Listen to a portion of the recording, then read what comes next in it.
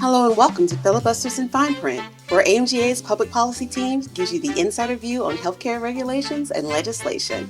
Thanks so much for joining us for the latest from Washington, D.C. Good morning and welcome to Filibusters in Fine Print, AMGA's public policy podcast. I'm very glad to be back. I'm your host, Chet Speed. I was gone for 2 weeks and no one seemed to care, but happy to be here. No, we cared. No, you didn't. No, don't go. We did care. It's eval time. And I am here with... I was the first person to speak up on record. It's taped. It's taped. So it's Go to forever. the tape. No one has an office anymore. Yeah. And here with the policy experts. And let's introduce yourselves. We'll start to the left. Alicia Sawyer, Government Relations Assistant. Lauren Latney, Libra Queen, Director of Government Relations. Diva 1. Hi, everybody. Daryl Drevna, Senior Director of Regulatory Affairs. Diva 2. Jamie Miller, Ambassador of Goodwill here. All right. And not a diva. I have a question for the group. Is it wrong to take someone's chair in the office and not tell them? There is an AMGA scandal. Why are you taking spice so early in the podcast? I've been gone for 4 weeks. Oh, man. Wow. It's like worse than stealing someone's lunch out of the baby. It's up there. It's pretty yeah. Taking people's staplers when they resign. Well, they resigned. Well, they're gone. Okay. Just look at you, Daryl. Yeah. Now, once you're out the door, like your office is fair game. But if you're still working here. Well, they started locking the office doors because there was one across the hall from me that was empty and I was getting staplers or sticky notes. I can't do that anymore. So this culture of stealing permeates to us too. Well, I wasn't stealing. My person was gone. I thought we just decided Oh, that. there you. Oh, good. We are lobbyists, okay. so we're like politician adjacent. Right, exactly. We're getting really into the ground rules here. You're ready for law school. I'm very impressed. All right. Well, I think the answer is yes. We do find it wrong, and we bleed for our sister Sharon. It's Sarah McLaughlin song here. I'd stand for her, but I still have a chair. So. My chair stinks, Yeah. quite frankly. But all right, well, we're going to talk about a government shutdown today because it is happening, isn't it? I'm looking at Daryl's outline, which is required to be done.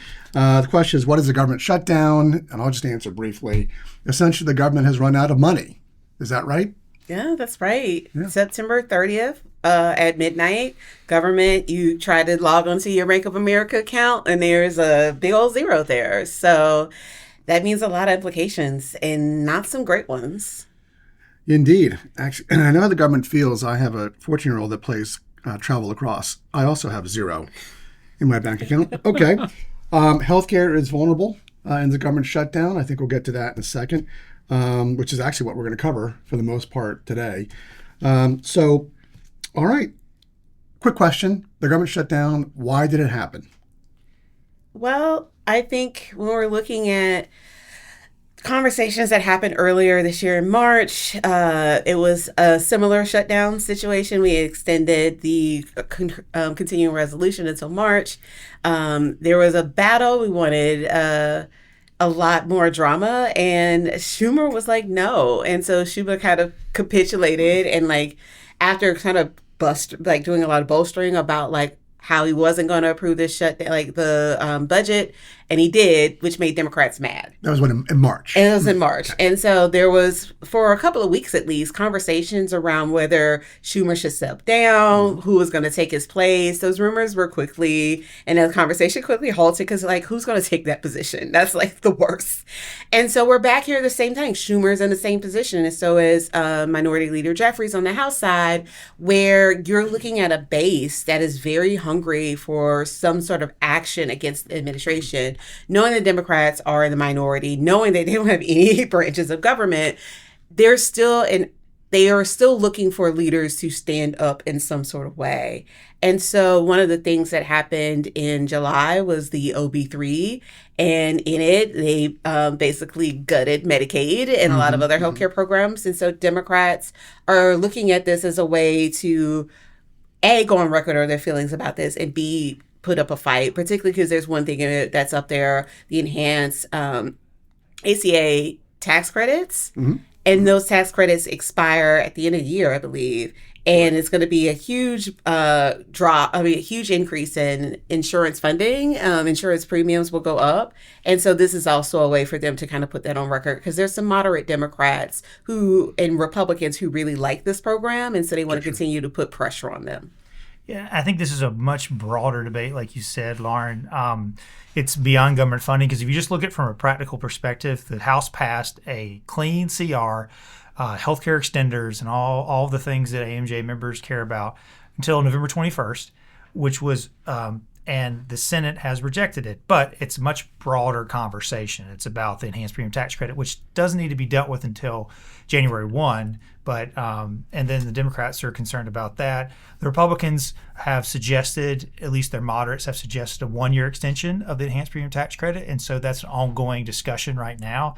But it's much bigger than just government funding. It's not about Democrats want this level of government funding, Republicans want this. It's much broader. All right. So the Democrats are looking for a fight. A good one. Yeah, the girls want to fight. Fair enough. And there's some policy issues too. There are some policy issues. Good. Well, I'll tell you what, we'll get to that, I'm sure, as we go through this podcast. But let's talk about the immediate effect of the shutdown. Daryl, you're on. All right, here we go. What happens to Medicare claims now that the government has shut down? I think they're going to get paid. Okay. Yes. So Medicare, it's mandatory funding. So that funding is there. So your claims are going to get paid. If you file a claim under Part B, it's going to get paid. Now, the issue is the Medicare administrative contractors were told by CMS to put a hold on these claims. It's sort of a process thing, a procedural thing. So they want to hold these just in case Congress acts in the next 10 days or so to resolve this and extend some of the other things that got canceled at the end of the fiscal year.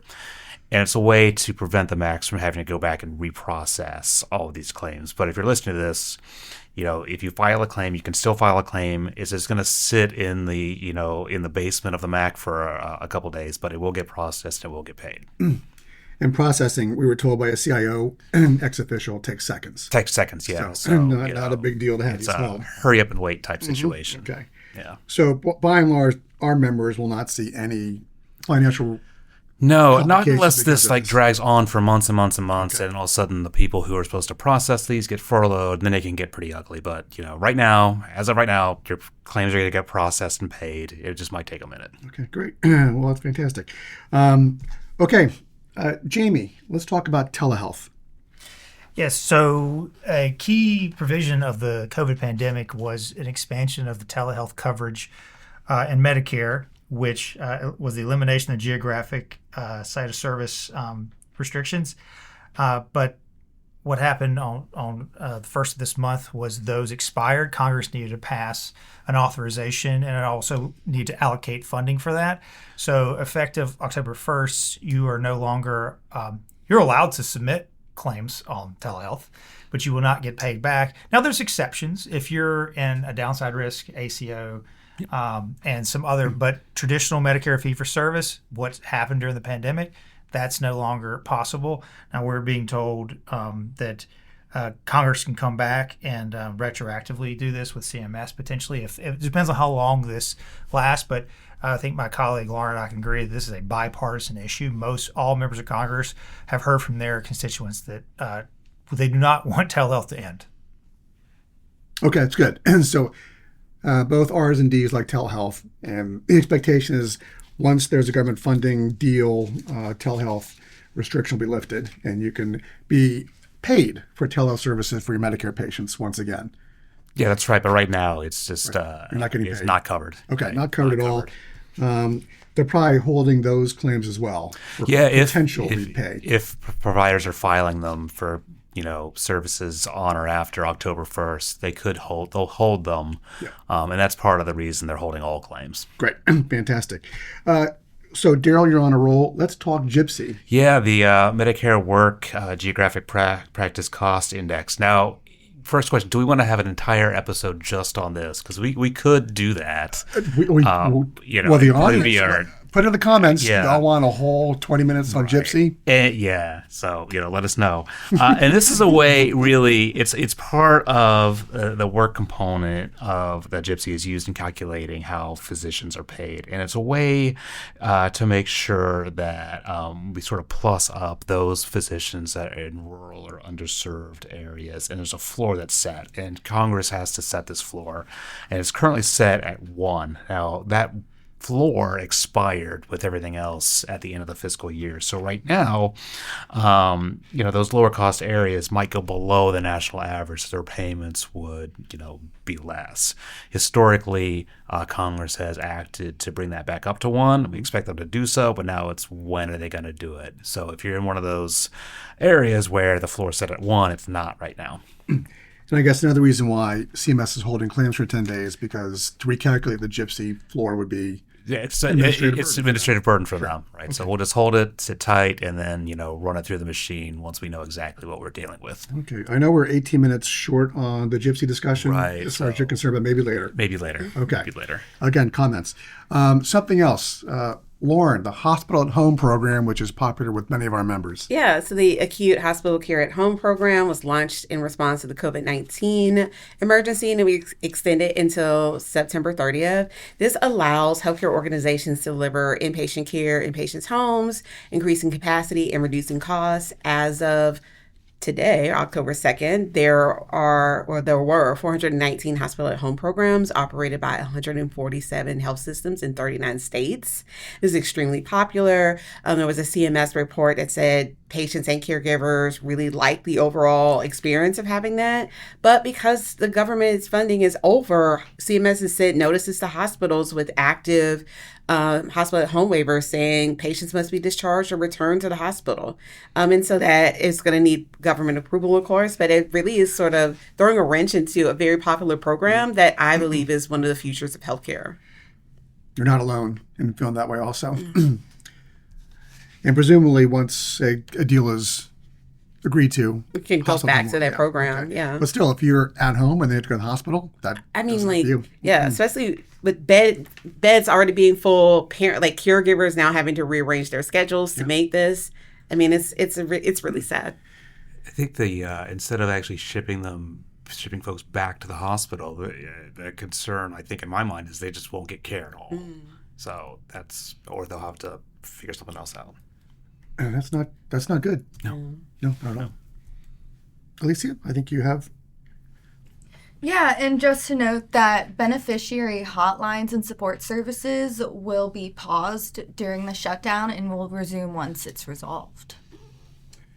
All right, thank you. All right, another important issue for our members is Medicaid DSH payment cuts. I hear there's an $8 billion cut that's now in play. Alicia, can you talk to that?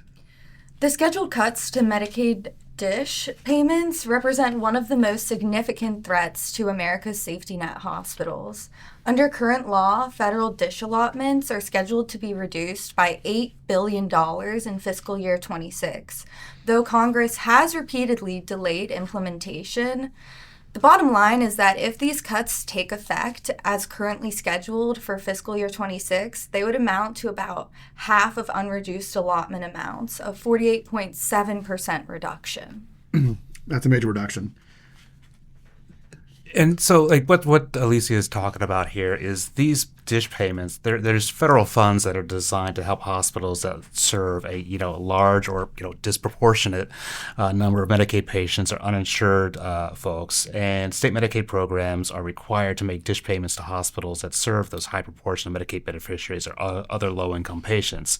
And these payments are designed to cover two types of costs: either a Medicaid shortfall, that's the gap between what it costs to treat a Medicare patient and what Medicaid actually pays, and then uncompensated care. Now, the problem here is that dish allotments are largely based on states' historical spending before federal limits were established in the early 90s. And this has created, massive inequities. And one of the other problems is the reason that this is supposed to be cut is during the Affordable Care Act, the assumption was the number of folks with insurance would increase, so you wouldn't necessarily need these payments. That hasn't played out this way, which is why Congress has acted to sort of overrule these statutorily required cuts. Yeah, every year for the past, decade? Decade, yeah. Or so. Okay. Yeah. All right. And this will definitely be on congressional negotiators' mind when they, again, come to a government funding deal, is delaying these payment cuts. Correct. And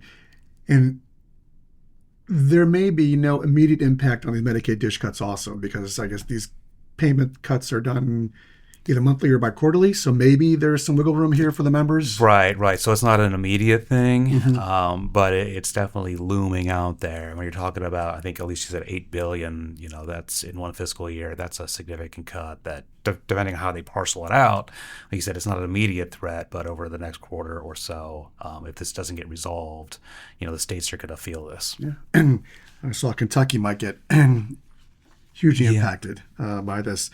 Okay, I know we still have a lot to cover. I think so. Yeah. Daryl's outline is extensive. Yeah. Okay, speaking about Daryl, HHS agencies, how does this affect FDA and CDC operations?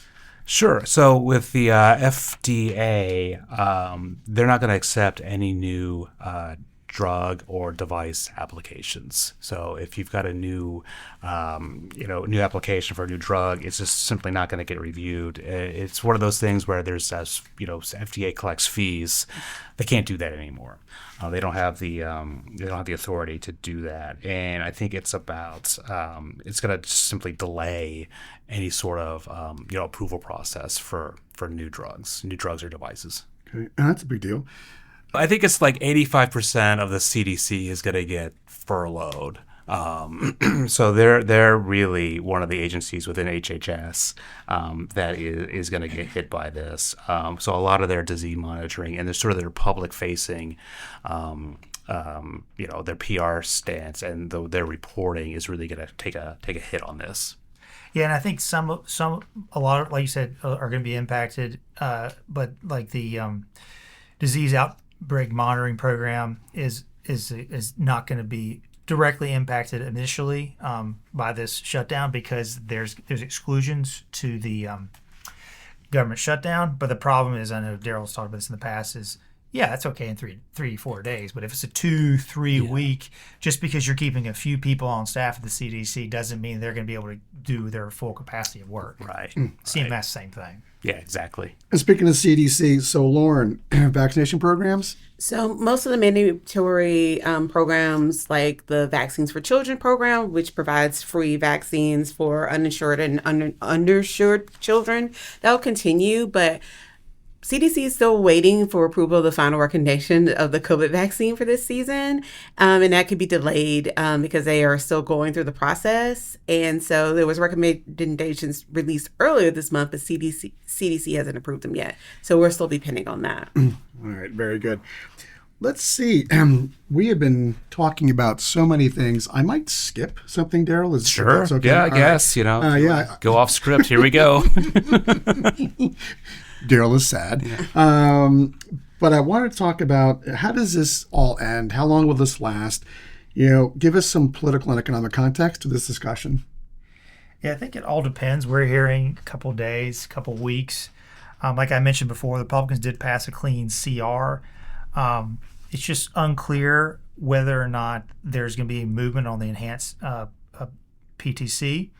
And also, as you mentioned with the dish cuts, there's a bigger thing at play, which Lauren mentioned, the OB3, as we call it, not the OBBA, resulted in millions of people losing insurance. So you're losing access to the OBBA. You're also cutting dish payments for uncompensated care, and you also are in an election season in a couple weeks, couple months. I mean, it's not till next year, but the primaries are already starting. I know South Carolina's in June, but people, as someone who used to be a political animal, they're thinking about re-election and keeping the House and the Senate. So We'll see. It just kind of depends on who blinks first. All right. And who might blink first? I guess that's an impossible question. That's an That impossible wasn't even nice of me. I question. apologize. That was no good. Yeah, I mean, I will say the moderates will, and the centrists from both sides will blink first. They're gonna push a little bit. Yeah. So that means the Democrats. No, I mean, like, Republicans are only up in the House by 2 votes. I mean, like, it's tight. And so if you're a Republican in a plus maybe 2 or 3 Biden district, you're worried about being wiped out. And so I think you'll get pressure from the moderates and the centrists, but I don't know when. I mean, the last shutdown was in 2019, which is wild. I thought we had a shutdown before, after that. The 35 That was 35 days. That was the longest one. And so I think staffers and talking to them, they don't know either. They're just prepared to buckle down and are glad they are essential workers. And if you're trying to get to the Capitol right now, it's going to take a long time. So maybe don't go. Yeah. Yeah, it is. Although I will say this, with 750,000 federal employees not working, the traffic is much less. I thought it was worse. I will say, Today? Yesterday was terrible. Oh. I will say that one of the service unions that work for a lot of federal workers, they stand with Schumer and Jeffries on this. And so they're willing to buckle down and wait out. And when you have union backing like that, it does give you more power to hold things out, especially because these people are already affected. And they're also like, no, the work needs to be done here. And so we'll see. And I just read about the last shutdown. And one of the reasons it ended was because basically air traffic controllers just started not coming to work. Oh, well. And the air traffic delays were such that both sides said we need to come back to the table. Don't want that to happen. I got a flight to Texas next week and then California in November. So hopefully before that. Yeah. Any other comments from our esteemed panel? No, hopefully this will get resolved in one way, shape, or form, and we'll get our claims paid quickly. Yeah. And stay tuned. Just because the government shut down doesn't mean the congressional staff are not working.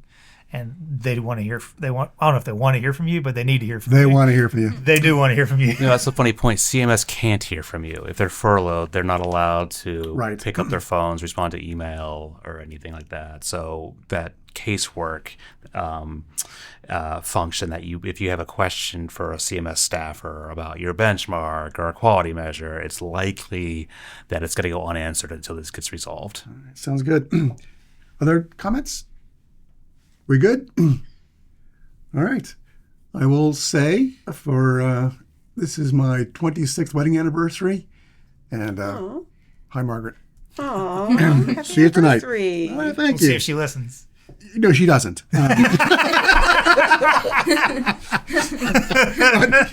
Anyway. Just in case she does. Cover your bases. All right. We all have a good day, and thank you very much. Thanks for joining us for Filibusters in Fine Print. This podcast was brought to you by AMGA. For more information about AMGA's advocacy efforts, visit amga.org/advocacy.